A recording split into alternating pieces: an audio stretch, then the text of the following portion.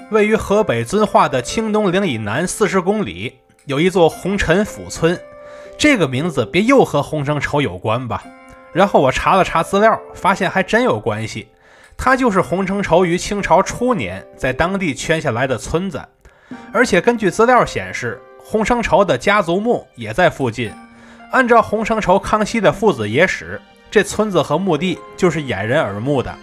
洪承疇本人未必葬在了家族墓，他可能被葬在了清東陵的核心位置，也就是名義上埋葬顺治的清孝陵裡邊。這個說法比北京石景山填一墓乾屍說更靠譜，因為這邊不僅有紅塵府村，還有紅莊村、小陳府村，這些讓人浮想聯翩的名字很可能曾是他布局的守陵者。所以我一直認為野史暫時不要下定論，因為經常會發現新東西，在持續的討論中完善理論，比下一個定論要重要得多。那麼這次我們就到遵化清東陵的現場，和大家一起去觀察觀察。這次我是穿中國的明制漢服逛清朝的帝陵，這可不是什麼韓國衣服。如今剃髮易服結束了，所以我們漢族是時候換回自己的衣服了。最大的那个帝陵反而不開了啊！大家好，我是徐工，這次一定點關注，下次旅行不迷路啊！我目前在這個地方是河北遵化清東陵裡邊的順治帝陵啊，最大的一個。一會兒咱們來看一看這。我是2025年11月去的，當時對清孝陵的印象就是一個字兒：大。你只看地圖就能發現，中間最長的那條中軸線就是清孝陵的中軸線，它配套的石牌坊，也就是尋找孝莊墓的地標，它與孝陵本體的距離約有5公里。可以說清東陵的主體就是這條5公里的中軸線，其餘的陵都沒有這麼大規模。而清孝陵石牌坊的規格也是柴輩中的翹楚了，它的配置是5間6柱11樓，6柱大家都好理解，5間則是指中間的5個空隙，11樓則是指上邊的11個屋頂。從這個位置往北去2公里左右，才能抵達它的石像生區域。清東陵其他陵墓的石像生一般都是文臣武將各一對，然後是幾對石獸，但這邊可就非常多了，單單文官造型的石人就有好幾對。如果站在石人的背後，你還能看到正宗的金錢鼠尾，清初的金錢鼠尾就这麼一小根，應當在影視劇裡大力還原。此外還有好幾組的武將造像，一看就是體脂率不低的大力士。現場除了石人之外，獸類也很多很全，同一種石獸的造型就分別做出了跪姿和站姿的造型來，感覺它這個特點很明顯是對標南京明孝陵做的。而石像生所佔據的區域自身就綿延了1公里左右的長度，順着神道再往前就來到了龍鳳門，這是神道中的門，它旁邊有的是停車的地方，隨便停，停了才能就近觀看。所謂的龍鳳門其實就是4面琉璃影壁夾着3道衝天式的門，門兩側的漢白玉柱子頂端各有一個望天吼，門上方中間則是火焰紋寶座，幾個琉璃影壁牆的造型都差不多，用的都是黃色琉璃瓦為主，綠色琉璃瓦為輔，中間有個團龍，上方的屋頂都是五殿頂，細節上差不多就是這些了。沿着神道再前進一段，就來到了單孔橋。我們可以看到中間那座橋是只有一個橋洞子的，所以叫做單孔橋。此外它的兩側還各有一座走車的橋，從這邊再往北，越過沿途的5孔橋和7孔橋，就來到了清孝陵的停車場。這邊有建好的正規停車場，而且它是免費的，地方非常夠用。從這邊再往前走一段，就能抵達清孝陵的本體了。通往本體的必經之路叫做3路3孔橋，這是帝陵所用的規制，也就是一共3座3孔10拱橋。越過3路3孔橋，就抵達了順治陵的小碑樓。這座碑樓的屋頂是重檐歇山頂，上覆黃色琉璃瓦。走到近前，能看到它的4扇隔扇門是鎖着的狀態。隔着窗戶的網格往裡看，能看到刻着漢滿蒙3種文字的大型龜夫碑。越過碑樓之後，能在右側面看到它的神廚神庫。任何有祭祀環節的地方，都必然要有神廚神庫，這是用來宰殺祭祀用牲畜並存放祭品的地方。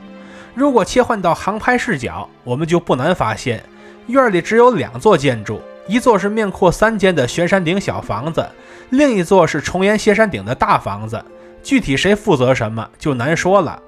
在主體區入口的兩側各有一座面闊5間的硬山頂大房子，其中西側的是西朝房，也就是饽饽房，是給祭祀準備面食點心的地方。那對面那座形制相同的建築，想必就是東朝房了，也就是茶膳房，它就是為祭祀準備奶茶和瓜果的地方。東西朝房的中間便是孝陵的隆恩門了，也就是它的入口。這是一座面闊5間的單檐歇山頂建築，其上覆黃色琉璃瓦，山面貼了金色裝飾，而且它這邊還做了景區應有的入口和出口。看来這邊以前開放過，只是現在不開罷了。既然隆恩门不開放了，我們就根據航拍視角看一看清孝陵本體的格局。我们不难发现，清代帝陵的規模並不算大，前後一般只有2進院落。第一進院落的正殿是一座重檐歇山頂的隆恩殿，兩側各有一座單檐歇山頂的配殿。後一進院落的地標則是方城和明樓，至於後面的寶城和寶頂，則已經被大片的植物覆蓋住了，從這個視角是看不清楚的，也不太能看出尺寸來。而在清孝陵東側500米的位置，則還有一座陵墓，它就是孝東陵。這邊埋葬着順治帝的第2位皇后博爾濟吉特氏，也就是《鹿鼎記》中那位神龍教太後的歷史原型。順便說一句啊，神龍教教主也姓洪，感覺也是借用在故意影射洪承畴的某些往事。不過我們在航拍視角發現，孝東陵的第2進院落中還額外設立了好幾十個墳頭，這裡邊埋葬的是7個妃、17個格格、4個福晉，這些都是順治的妃嬪。當時的稱號還比較混亂，所以一會兒叫格格，一會兒叫福晉，後期規範了就不這樣了。然後我們根據布局圖發現，這裡邊還有個明珠格格，看來瓊瑤的取材範圍也是很廣的。說完了清孝陵和孝東陵的布局，我們再來說說清孝陵本身的歷史。當初因為順治死得很突然，所以這座陵也是倉促動工，緊急修建的。附近老百姓一直有個說法，說這是拆了明帝陵所建成的清帝陵。這個說法並不完全準確，實際拆的是明朝老道皇帝，也就是嘉靖帝西苑中的建築清富殿。好多資料都提到了清富殿，但是沒提清富殿在哪兒。我這是好不容易才從論文裡找到了它的位置。反正拆東牆補西牆這個事兒是可以實錘的。另外，清朝在修繕明13陵時，確實存在越修越少、越修越小的情況。這個各位可以翻我的明13陵視頻，這裡就不贅述了。清孝陵內埋葬的人，按照主流史料的說法，是順治帝和2位皇後。第一位皇後是孝康章皇后佟佳氏，也就是主流史料宣稱的康熙生母。另一位是孝献皇后，也就是順治特別寵愛的董鄂妃。她死後被追諡為皇後，並被合葬在此處。而且要注意一點，當時滿清皇室剛入關時實行的政策是火葬，具體的操作流程和現在的火葬是一樣的，最後是以骨灰形式下葬。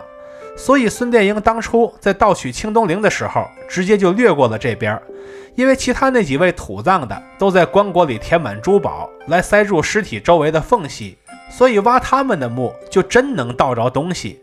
而順治的墓裡邊一共就3個骨灰壇子，沒有必要用珠寶填它。而且還有人傳言說順治去五台山當和尚去了，壓根兒沒葬在這兒。反正種種跡象都讓人覺得這墓裡沒貨。如果真給它炸開，可能連炸藥的成本都賺不回來，那還盜什麼盜？如今在洪學野史的加成下，我們突然發現這事情好像沒那麼簡單。就說洪承畴圈地這事兒，他去哪兒圈地不好，為什麼非得去清孝陵附近去圈地，建起了那座洪臣府村呢？說明他早就做好了準備，也就是鳩佔鵲巢，把自己的棺椁埋進清孝陵裡邊，並在洪臣府、洪莊村、小陳府村等地留下守護自己陵墓的人。孫殿英盜墓時所找的向導，說不定就是洪承畴黨羽的後裔。正是這些人故意放出清孝陵沒貨的傳聞，所以孫殿英便沒有打開它。同時你發現沒有，從康熙往後算起，清朝帝王就摒棄了原本的火葬制度，開始實行土葬，反而和漢人看齊了。難怪洪承畴換種理論能這麼火，因為這背後的疑點太多了。只有這個換種理論才能讓一切都變得合理起來。反正現在清孝陵不作為景區開放了，我們也沒法在地面視角去看到更多的細節，只能根据现有的信息去不断猜測歷史背後的真相。總而言之，只要人民認可的清史不問世，那麼野史和所謂的主流史料就享有对等的地位。用辫子戲雍正王朝的主題曲歌名來總結，那叫做得民心者得天下。相信人民群众認可的東西，絕對比那些小圈子裡的私貨要更加合理，也更加權威。看到這裡的朋友，歡迎點讚、收藏、加關注，和徐公一起讀城，一起旅行。